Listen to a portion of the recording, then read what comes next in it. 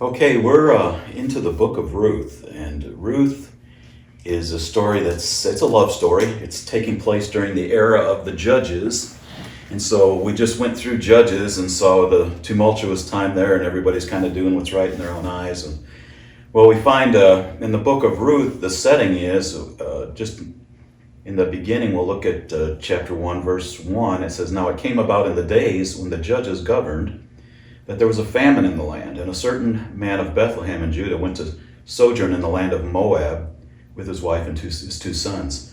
And the name of the man was Elimelech, and the name of his wife Naomi, and the names of his two sons were Mahlon and Chilion. Ephrathites, now that's tough, Bethlehem of Ephratah, Ephrathites of Bethlehem in Judah. Now they entered the land of Moab and remained there. Then Elimelech, Naomi's husband, died. She was left with her two sons. They took for themselves Moabite women as wives. The name of one was Orpah, which Oprah says that her mother just misspelled that name, gave her the name Oprah. There is a Ophrah in the Bible. But anyway, and the name of the other, Ruth, and they lived there about 10 years. Then both Mahlon and Chilion also died, and the woman was bereft of her two children and her husband." So the setting of the book is, here these folks from Bethlehem are in a time of famine, and they decide to go and sojourn, wander around in another land, and they go to Moab. And while they're there, the man dies. And then his sons have married two Moabite women, and then they both die. So it's not a good place for men, I guess, Moab, because they're all dying off over there. But anyway, so Naomi's coming back now, and she's going to come back to Bethlehem, come back to her homeland, and she's got her two daughters-in-law, is all she has. Both of her sons are gone, her husband's gone.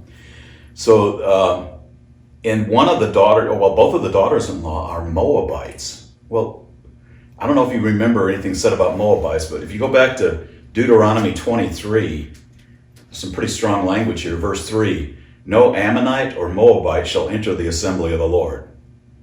None of their descendants, even to the 10th generation, shall ever enter the assembly of the Lord." That's pretty strong language about Moabites. And here we got Naomi's got her two daughters-in-law. They're both Moabites. And so she urges them to go back to their own families. She's going to go home. She says, "I can't have another child, raise him and give him to you as a husband. You'd be, the age problem and all of that. So I'm too old," she's saying, "so go back to your land." And then one of the classic lines, probably the most well-known line out of verses out of Ruth are given in chapter 1.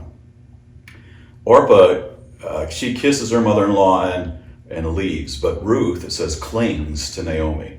She just holds on to her, won't let her go. And so Naomi in verse 15 of chapter 1 says, "Then she said, Behold, your sister-in-law has gone back to her people and her gods. Return after your sister-in-law." But Ruth said, "Do not urge me to leave you or turn back from following you. For where you go, I will go, and where you lodge, I will lodge. Your people shall be my people, and your God, my God. Where you die, I will die, and there I will be buried. Thus may the Lord do to me, and worse, if anything but death parts you and me." So, she's making a death pledge here that I'm going to follow you until death. And if I don't keep this, may I die. May something worse even happen to me if I don't keep this pledge. So she is just totally devoted. And these are the verses often used in marriage ceremonies in our day. I know it was real popular maybe 20, 25 years ago, 30 years ago. I don't know. There were songs written to this verse. And it is a wonderful verse as far as dedication and commitment. And this is the way that Ruth gives her promise of faithfulness to her mother-in-law. Well, we get down and Naomi and Ruth get back to Bethlehem area. Verse 20, "And she said to them, this is Naomi saying this, do not call me Naomi, but call me Mara, for the Almighty has dealt very bitterly with me." Well, Mara is a word that means bitter.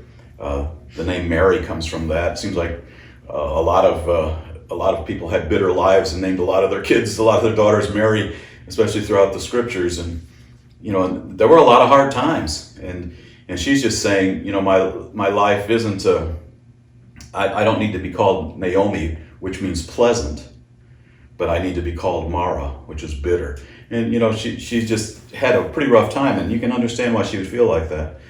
So verse 22, so Naomi returned, and with her Ruth the Moabitess, her daughter-in-law, who returned from the land of Moab, and they came to Bethlehem at the very beginning of the barley harvest.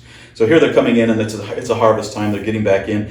And why were they gone? Well, they were gone because there was a famine. So a harvest time, that's a pretty important time for them.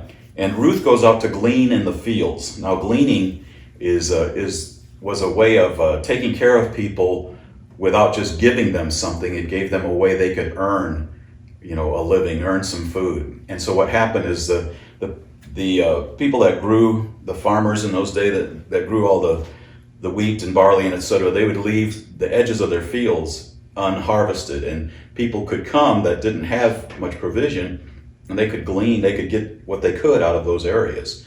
And so this is what Ruth decides to do, and she ends up going to the field of a man named Boaz.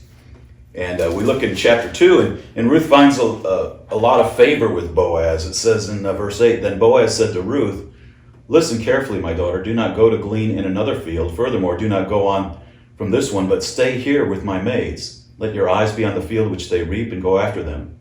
Indeed, I have commanded the servants not to touch you. When you are thirsty, go to the water jars and drink from what the servants draw. Then she fell on her face, bowing to the ground, and said to him, why have I found favor in your sight, that you should take notice of me, since I am a foreigner? And Boaz answered and said to her, all that you have done for your mother-in-law after the death of your husband has been fully reported to me, and how you left your father and your mother in the land of your birth and came to a people that you did not previously know. Verse 12, may the Lord reward your work, your wages be full from the Lord, the God of Israel, under whose wings you have come to seek refuge. So her reputation has gone before her.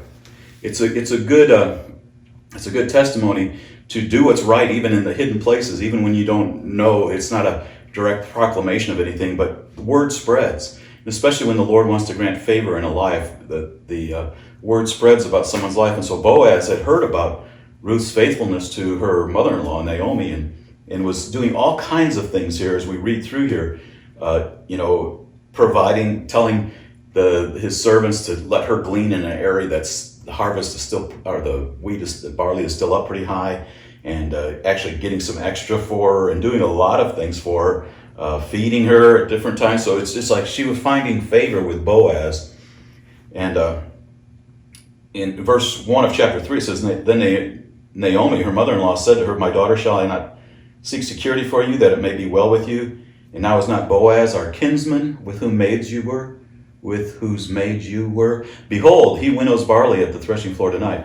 And so what Naomi's explaining to Ruth here is this is a relative of mine. And, you're finding favor, and she's got a proposal here that she's lining something up here, and she's getting ready to give Ruth some instruction of how to basically go out and it's like a proposal for marriage, kind of backward a little bit, and what we'll see here is that she goes to glean again because Boaz is out there working, and but she waits till Boaz gets tired, comes in to lie down, and then Naomi has a plan for her.